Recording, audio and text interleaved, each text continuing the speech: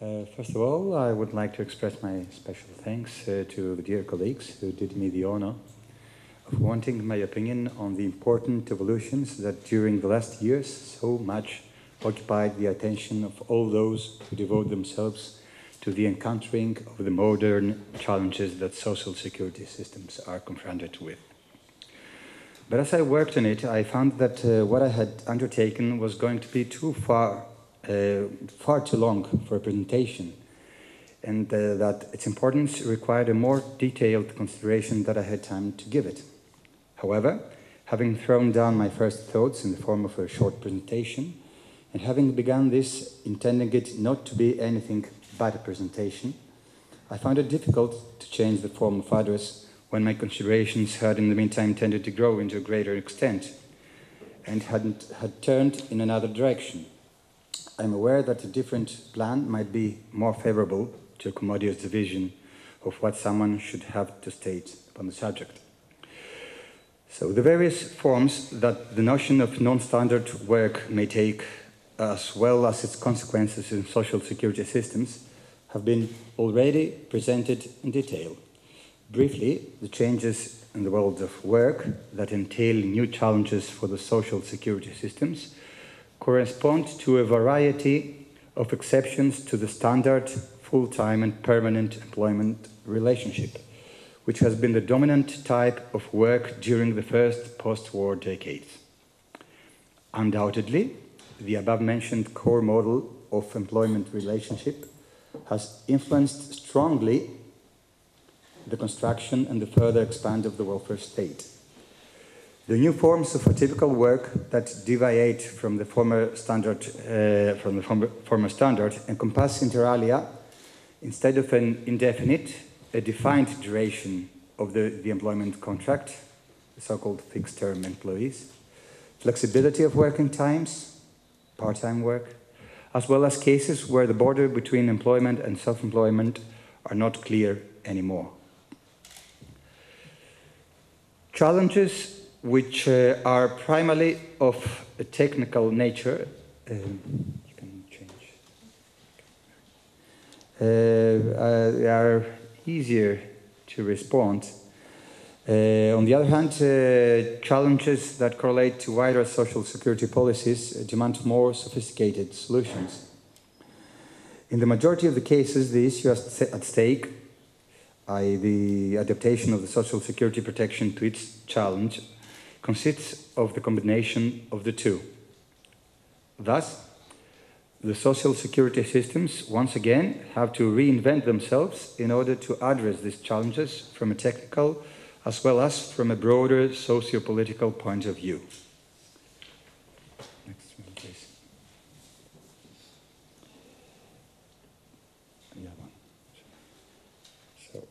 Part-time work in the EU represents almost 1/5 of the labor force. This quantitative parameter has to be taken into account in correlation with other relative parameters, such as the voluntary or involuntary character of the acceptance of a part-time employment from the employee. In the Netherlands, almost half, as we have already heard from Professor Skokens, half of the total labor force has voluntarily chosen to work part-time, while in Greece, the overwhelming majority of the part-time workers have been practically forced to accept the converse their employment relationship from a full-time into a part-time one. The defined duration, the defined duration of the employment contract has experienced such a severe growth that it even reaches the status of civil servants, as in some cases, like here in Greece, the majority of those who enter the public service as civil servants during the last decade have a contractual private law status of employment of a defined duration, which usually does not exceed some months. For instance, teachers are being appointed for a period of 8 or 9 months per year, while it is very probable that they will not be given the opportunity to work in the year to come. Of the utmost importance regarding their social security status is the case of the quasi-self-employed, that people that belong to that grey area that Mr. Papadimitriou earlier mentioned. People whose activity cannot be clearly classified under the scope of the notion of self-employment or under the one of the dependent employment. Other forms of work, which is not, we are not very sure if it is work, is the so-called portfolio workers, mostly in the creative sector.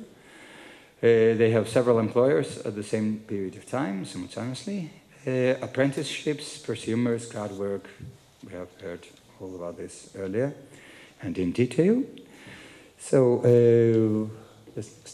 why are typical forms of work influence social security systems?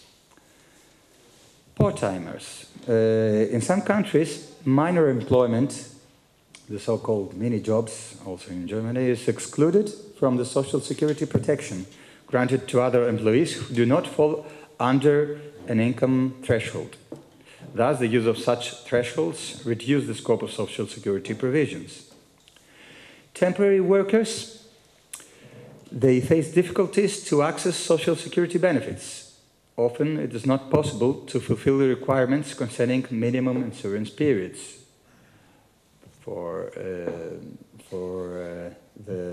social security benefits such as pensions, old age pensions, or unemployment benefits. As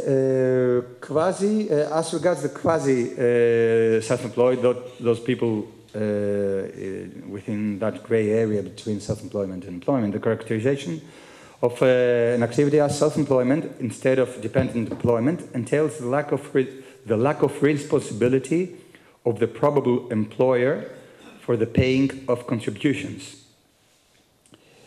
These quasi-self-employed persons performing work without employees for only one or two clients are economically dependent on that one or two clients, which usually are the former commissioners and bosses. In some countries, they are treated as employees under certain conditions. This is the case of Greece. The conditions are continuous and not occasional professional activity on the basis of a contract with one or two employers. Here we have a pro rata calculation of social security contributions between employee and employer when the person is considered to be an employee. A problem that arises is that in case the income deriving from such an activity falls under the legislatively defined minimum basis upon which contributions are calculated, this is the opposite that Professor Skogans earlier said. I have to say it once again. In case the income deriving from such an activity falls under the legislatively defined minimum basis upon which contributions are calculated, and given the fact that the contributions are calculated proportionately according to the real income accrued, then it is the employee's responsibility to pay the rest of the contributions in order that they reach the minimum obligatory statutory defined amount. This is the case nowadays in Greece. These arrangements may provoke additional administrative burden for the Social Security Administration, particularly due to provisions which demand previous declaration of this sui generis form of work, either by the employer or the employee. Thank you. Now, how to combat the challenges emerging from typical forms of work? First, by adapting possible good practices which already entail satisfactory results in other places, like the French chèque emploi service, which is also adapted in Belgium, I think, in Germany, and in Greece since 2010. Professor Stergiou introduced this notion from the French Ligue Rare. That is what the French chèque employeur service is. It's a compulsory means of paying simultaneously wage and social security contributions for employees who work, for instance, in the cleaning sector for individuals. Another possibility is the possible shift that we have already heard about on the financing of social security, based less on the salary and more on the profits, on the capital earned. All these transactions, all these evolutions seem to make all our problematizations about the social security not very ambitious, but we have to go a step forward, I think, and I found a very a wording that fits to this situation. It's not mine.